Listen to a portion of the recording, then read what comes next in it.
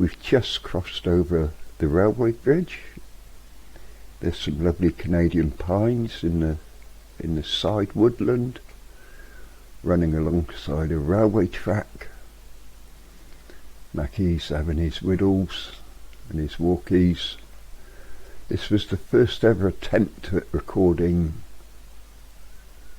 my dog walks, inspired by Dave and Logan on YouTube. These are much more rough and ready while I learn.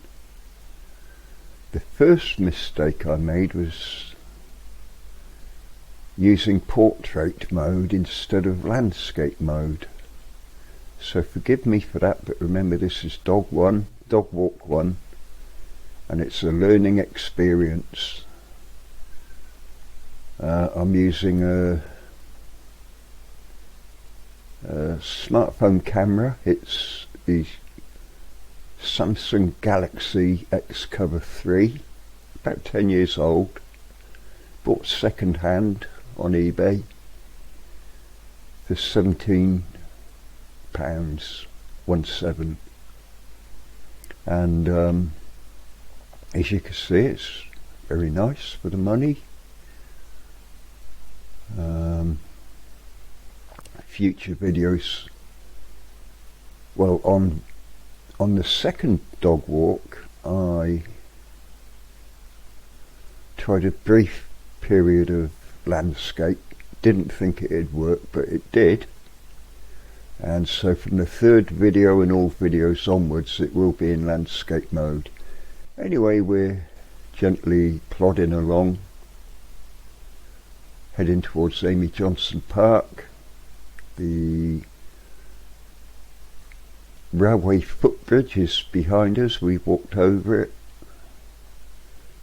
from Gypsyville,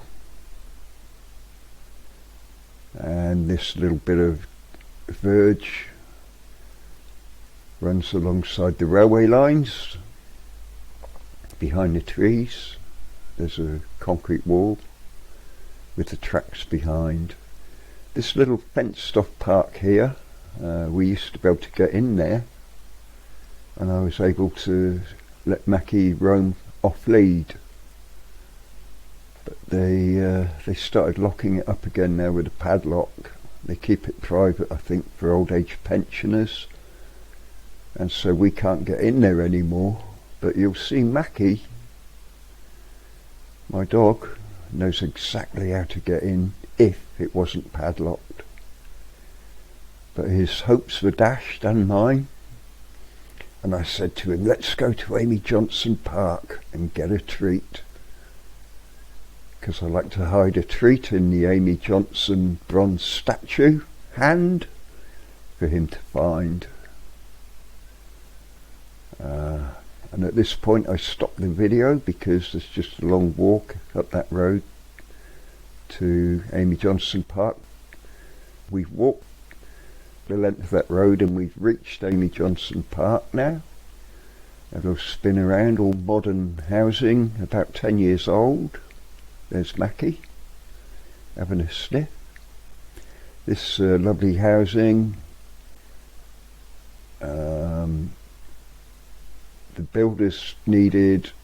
the builders promised to make Amy Johnson Park in return for permission to build all the houses. That's how it worked. So we got an extra park, not too far from where I live, and we're heading towards Amy Johnson's statue. She was the first lady to fly the Atlantic or something. I don't know the full history, forgive my ignorance, but we're heading towards the statue. He's tugging me there because he knows there might be a treat in it for him. And there's Amy Johnson, look, with a compass in her left hand, which we'll see shortly, and she's looking on the horizon thinking I'm going to fly up there.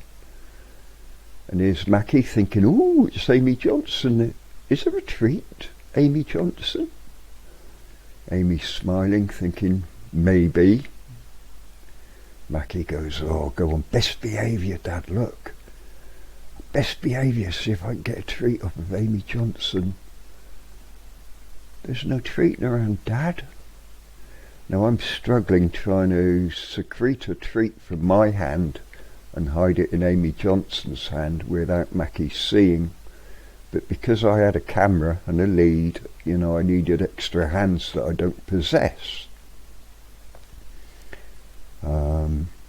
So in the end he saw me pull the treats out and I tried to hide putting it in her hand, and I think I said to him, Amy's got your treat. You can see him looking, he's not daft. Tails wagging, there's Amy. And there's Mackie. He knows there's treats about. And I'm tucking it in Amy Johnson's hand, or at least trying to. And we get there in the end, we get a little treat tucked in. And the camera will zoom in when we get it in there. Normally I prepare the treat, it's tucked in my hand without him knowing. I just pop it in Amy Johnson's hand. There's the treat, look. A little bit of peanut butter cookie. Grain free. Hidden in her hand with a compass.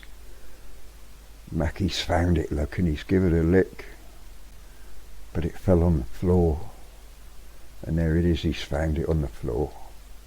And that's his treat. So we have a little walk around the park. These concrete walls, rounded concrete walls, they're quite safe. Mackie could not jump these walls a year ago. His back legs were in pretty poor shape. But look at him leaping over them now, a year later. Doesn't give a care in the world. And he's hopping around, having a smelling hunt again. He loves smelling. He loves smelling the ground. He'd have made a good sniffer dog. And he's just wandering around. I'm giving him free rein on an 8-metre lead. Locking retractable. So I can grab him if I need to and reel him in like a fish if I need to.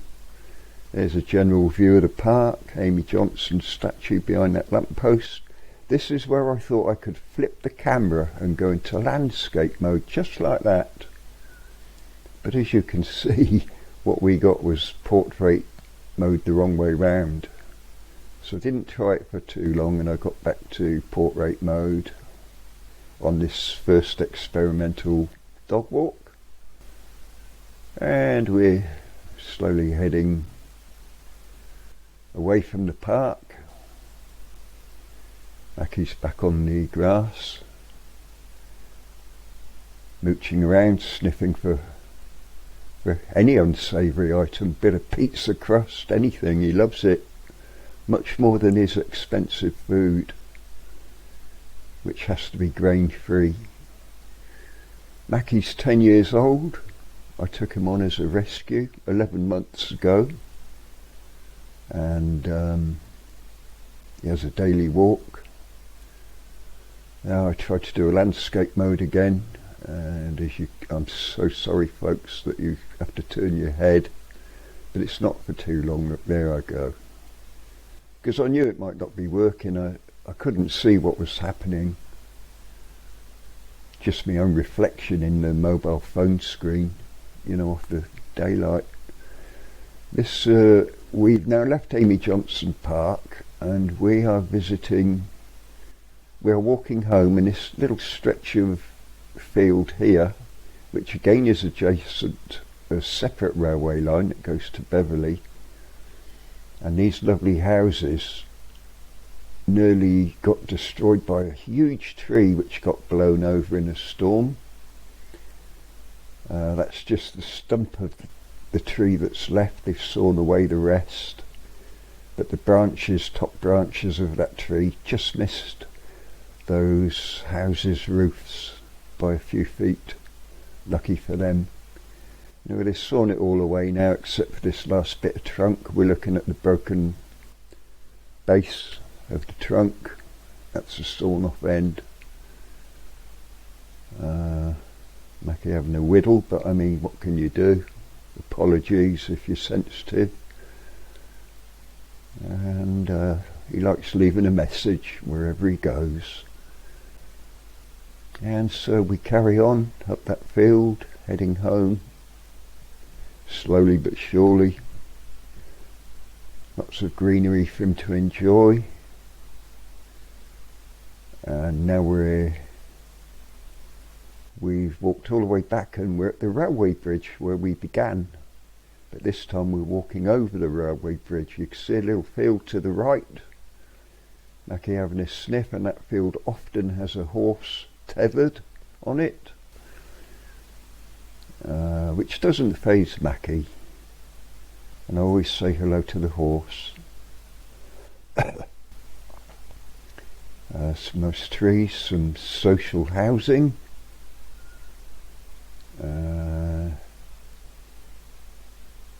And up the railway bridge we go. It was very sunny. I was trying to stay in the shade because I'm 70 years old and just about, and the sunshine hurts my eyes. My friend Brenda advised me to wear sunglasses, and it's just British people are not used, really, British walkers are not used to wearing sunglasses in November. But it's only the weather. Oh, there was a lady walking by. I said good morning, and she said good morning, and I said to Mackie, stay, and he stayed. And then I said, come on, let's go home. I need food. And as you can see, trotted off obediently, good as gold.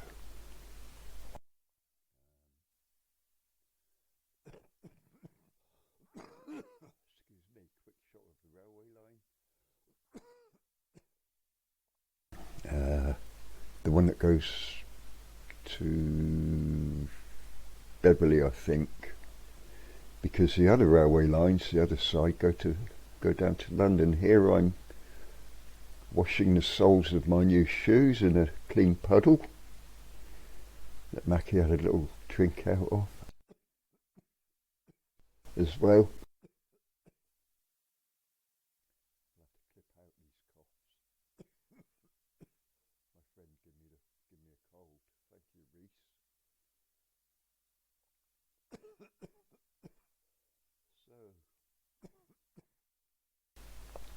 There's the field below. Behind that wall is the railway line. And there's all the social housing and the walk to Amy Johnson Park.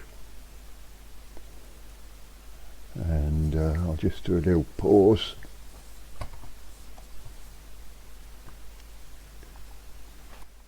Okay, so we're crossing over the railway bridge. There's the field below. Railway line, main railway line. That's the one that goes to Beverley or London, I'm not sure which. Top of the bridge, a lot of graffiti, dreadful mess of graffiti. They try to clean it up with anti-graffiti paint, but it just gets, just a fresh canvas for the youngsters. Some strange old stuff written on there. There's your typical boobies and genitalia, why they feel the need to spray paint genitalia, I'm not sure. To all of you Americans, I think that says booty boy or something. Terrible. I don't like the graffiti, but there we are. Now we're going back down the bridge, the foot crossing over the railway line. I'm staying on the left in the shade. You can see how bright the sun is. Those trees on our left is where Ethel, the staffy, used to like chewing the twigs, and that's why none of the tree overgrows the fencing. Purely thanks to Ethel biting away the overgrown stuff. She used to love twigging, as I called it. Mackie doesn't twig. Do you, baby? Railway line, continue to go down. We tried to catch for a train whizzing by, and I believe it happens. There's the waste ground I sometimes take in. Not very nice, but it makes for a handy short walk when the weather's bad. Often a horse tethered on there as well. And we continue down to the bottom of the footbridge. There's the railway line and a train going by. Forgive the attempt at landscape, but you did see the train now, even though it was going upwards. And so we get to the bottom of the footbridge. Railway line's still on our left. Bit of waste ground. Mackie likes mooching around. But I wanted to get home by now. So I called him over. I said, let's go, I need food, coffee, a smoke, treats for you. And he just hopped in. There he goes, look. And he hopped in on my left there. I love him doing that. That's a trick I learnt off of that famous dog trainer on YouTube, Will Atherton. Stay left, and I don't know why, but it does make life so much easier when you can say to them, stay on the left, and they know to drop in on your left, especially if there's people about, because this dog scares people unnecessarily. As you can see, he's a gentleman. There's the flyover bridge. We're walking on a little parallel road to it, so there's much less traffic. That's the busy through. That flyover takes you coming into Hull right into the city centre, so we're just walking down a quieter road with a bit of shade off the trees.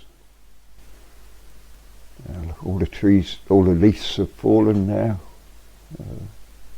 Late October this was, early November. Long shadows. Mackie having a sniff amongst the pile of leaves.